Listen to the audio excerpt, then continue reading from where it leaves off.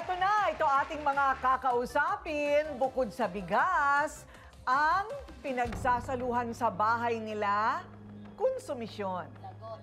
Ang hirap naman nun sa bahay, puro konsumisyon. Bakit? Maaga kasing nag-live-in ang isang LGBT couple. At tutol dito ang ilang mga kaanak. Yung binahay daw nung kapamilya nila, marumi sa bahay.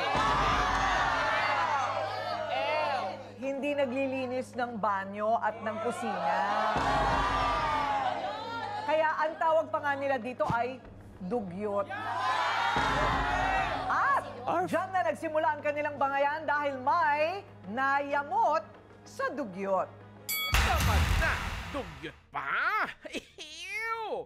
Ganyan kung ilarawan ni Mami Loy si Jam sa kanilang bahay. Makisama ka dahil nakikita na ka rito. 1 taon ka na mahigit, 8 buwan. Hanggang ngayon, ganyan ka pa rin. Dugyot ka. Hindi marunong maglinis ng siyan, hindi marunong magbubugas ng plato. Pag yung inigaan niya, hindi nililigpit bago bumangon. Ibangon mo ang sarili mo sa kanilang mga reklamo, Jam! Mami Loy, bakit ba ako lagi pinagbibintangan mo dito nagkakalat sa bahay niyo? Eh ako lang ba tao dito? Eh hindi naman ako nagkakalat dito ah. Nag-iinitan lang lagi si Jam.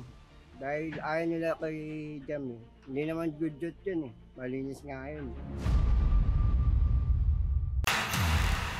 Ang nagrereklamo at inirereklamong dugyot, sa bahay daw, Mami Loy at Jam, harapan na!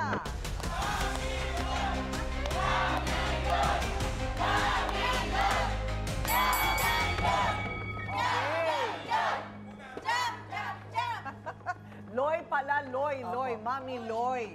At si Jam, ayan. Okay. Jam Loy Jam Loy Cruz. Cruz. Okay. So, ito ngayon, Mami Loy. Siya ay sinasabi niyong Dugyot po. dugyot. Pero ang kinis niya, oh. Di ba? Tsaka maputi. O, ayan, dugyot. Ibig sabihin, ano? Dugyot po sa bahay. Ano nga hindi ginagawa at ginagawa? Ay, napakatamad po talaga niyan, madam. Magsisiyar siya, iwanan niya yung napkin niya. Dapat na yun.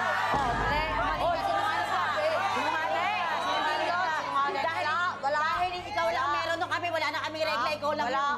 Huwag kasi sinungaling. Dami-dami mo Ikaw na lang, alam yung jowa mo, ano, wala namang regla yung jowa mo. Sinungaling ka, huwag kang kumaming ka. Teka, bakit wala pong regla yung jowa niya? Di ba LGBT yung Hindi ano po, niya? tapos na po. Tapos na? Tapos na siya. Siya na lang po bumibili ang napkin eh. Kaya alam ko po talaga siya. Okay. Kaya binunong nga ako po yan. Monitor mo ang mga regla ng mga tao at ibang klase. Okay, Ako nakakasipin po eh, baboy sila sa bahay eh. Maliban doon, ano pa? Pag nanduluto po, yung mga pinag-imitan ng kawali, ng mga kaldero, iniiwan po. Siya nagpipili po sila ng manok. Tsaka yung mga Prinsesa. kaya walang ano, iiwanan niya. O di kami kami ang magliligpit. Siya Okay. nasa taas, napakatwira niya, pagod daw siya. Basta kami napagod. Ilan kayo lahat sa Si bahay? nanay, tatay po, buhay pa eh. Tapos yung pamilya ko po, tsaka yung niya, yung nanay po ng jowa niya. So, ilan kayo lahat? Mahigit po sa po kami. Mahigit 10. Kaya nakakaaburido po yung kadugyutan nila eh.